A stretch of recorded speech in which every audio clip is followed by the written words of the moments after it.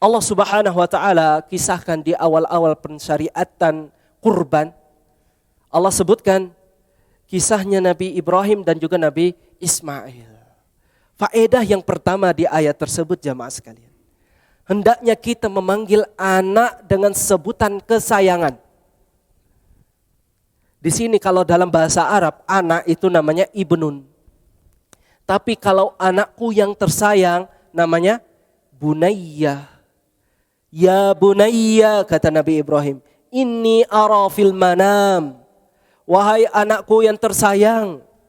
Padahal nih Nabi Ibrahim umurnya sudah uzur. Umurnya Nabi Ibrahim tatkala istrinya melahirkan Nabi Ismail waktu itu umurnya 86 tahun. Kala itu umurnya Nabi Ismail sudah 17-an tahun ke atas. Di kisah ini umurnya Nabi Ismail 17-an tahun ke atas. Berarti umurnya Nabi Ibrahim sudah tua. Tapi pintarnya Nabi Ibrahim dia faham. Wahai anakku yang tersayang. Sesibuk-sibuknya dia tetap beliau mengucapkan kata yang tersayang untuk anaknya. Dan ini pelajaran buat kita. Kalaupun kita mau panggil dengan namanya langsung. Tidak pakai anakku.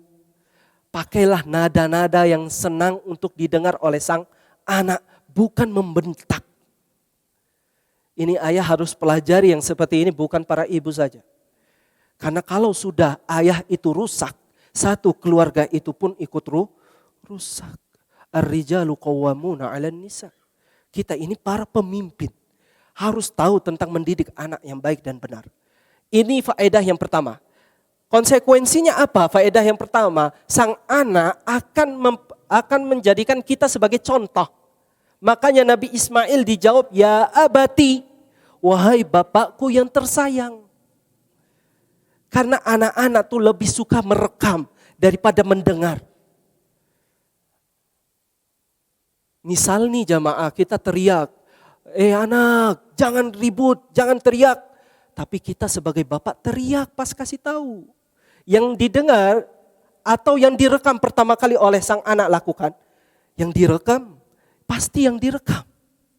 Ini faedah yang pertama. Yang kedua faedahnya, kalau kita perintah sesuatu kepada sang anak, berikan alasan.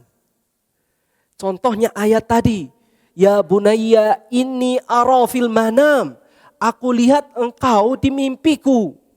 Nabi Ibrahim harusnya langsung saja sembelih Nabi Ismail. Selesai. Karena Nabi Ibrahim itu orang yang paling taat kepada Allah. Tapi Nabi Ibrahim tahu kita harus kasih alasan dulu. Saya ini lihat engkau di mimpiku. Wahai Nabi Ismail, wahai anakku. Bagaimana pendapatmu? Jadi tatkala kita perintahkan seorang anak, misalnya wahai anak, ambilkan coba minum. Berikan alasan, bapak haus. Itu dalam jiwa kita sebagai anak, karena kita pernah jadi seorang anak. Seakan-akan kita sebagai penolong sang ayah. Saya penyelamat nih. Anakku, coba bantu ibu itu. Berikan alasan, kasihan mungkin ibu sedang capek. Saya penolong ibu ini.